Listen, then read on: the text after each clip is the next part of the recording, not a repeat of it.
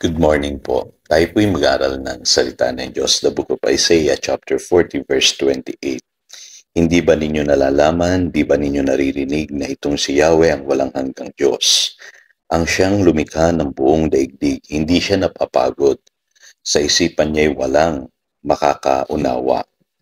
Faith sees beyond. So sa series po natin this week, napakahalagang maintindihan natin kung ano po yung nakikita ng taong may pananampalataya po. So unang-una po makikita ninyo na sa Bible, mahalaga na we see beyond the visible. Ano po? At ang sabi nga po ng Hebrews 11:1 sa Tagalog, ang pananampalataya ay pagtitiwala na mangyayari ang ating inaasahan. Napakaganda po ng rendition sa Tagalog Bible po. Ibig sabihin tayong mga nananalig sa Diyos, naniniwala tayo na mangyayari lahat po ng ating inaasahan ayon po sa pangako ng Diyos. Kaya si Abraham, inaasahan niya yung ipinangako sa kanya ng Diyos. Doon po makikita ninyo kung paano kumilos yung pananampalataya sa kanyang buhay. Sabi sa Hebrews 11:10, "For he was looking for a city which has foundations, whose architect and builder is God." So ibig sabihin, naniniwala si Abraham na titira siya sa isang lungsod na kung saan mismo ang arkitekto at ang may likha ay ang Diyos. Kaya alam niyo, iba po yung ganong klaseng pananampalataya. Kahit yung kanyang katawan ay na nagkaroon pa po siya ng maraming salinlahi. At makikita niyo po nagkatotoo yan sa bayan ng Israel. Yung salinlahi ni Abraham ay tumira sila sa isang bayan na kung saan ito ibinigay sa kanila ng Diyos. Kaya kung i-apply natin ito sa practical, nakikita po ninyo, ang pananampalataya po, mas nakikita niya yung solusyon kaysa sa problema. Tayo minsan ang nakikita ng natin palagi ay yung problema.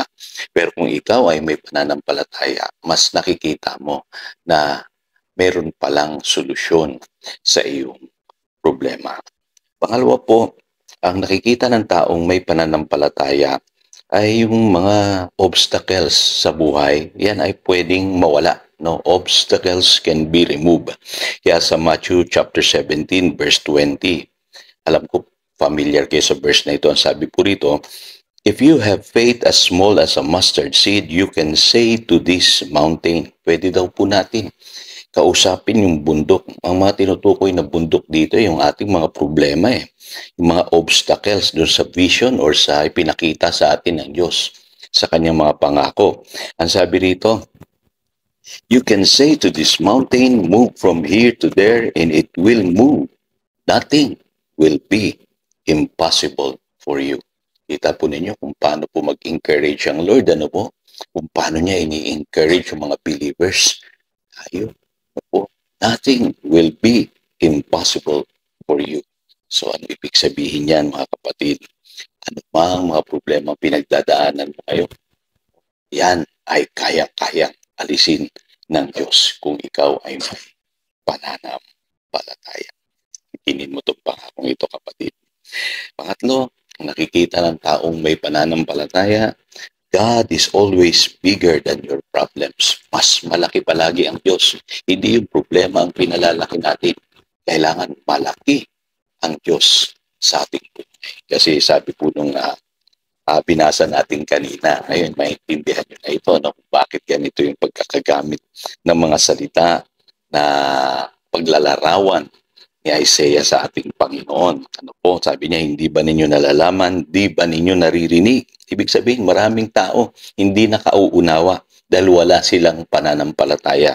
Ang sabi rito na itong si Yahweh, ang walang hanggang Diyos, ang siyang lumikha ng buong daigdig. Hindi siya napapagod, sa isipan niya'y walang makakaunawa. Kailangan bilib na bilib tayo sa Diyos. At ang sabi nga ni Jeremiah sa kanyang panalangin sa Jeremiah 32 verse 17, "Panginoong Yahweh, nilikha mo ang langit at ang lupa sa pamamagitan ng iyong kapangyarihan. Walang bagay na mahirap sa iyo." Pinaniniwalaan mo ba ito, kapatid? Naniniwala ka ba na walang imposible sa Diyos? Kung ikaw ay may pananampalataya, ang sabi ng Biblia, God is always bigger than your problems. Kaya kapatid, maniwala ka na mayroong Diyos na makapangyarihan. Hindi siya napapagod. Ang sasabi ng Biblia, walang makakaunawa sa kanyang kapangyarihan. So tayo po'y manalangin. Dakilang Diyos, salamat po sa pag-aaral na ito. Dapat po ang aming isipan ay laging puno ng pananampalataya. Dahil naniniwala kami, Panginoon, na kung kami nananalig, makakakita kami ng higit pa sa aming nakikita ngayon. Maging yung aming mga inaasahan sa aming buhay ay pwedeng maganap dahil makikita namin ito ng may pananampalataya. Panginoon, naniniwala rin kami na kung ano man yung mga problemang mayroon kami ngayon, yan ay kaya mong alisin sa aming buhay at higit sa lahat naniniwala kami na higit kang dakila. You are bigger than our problems. Salamat, Panginoon. Pinupuri ka namin. Dinadakila ka namin. Yan ang aming panalangin. In Jesus' name. Amen. Again, ito si Pastor Jojo nagpapaalala upang daluyan tayo ng pagpapala, manatili tayo sa kanyang salita. Good morning.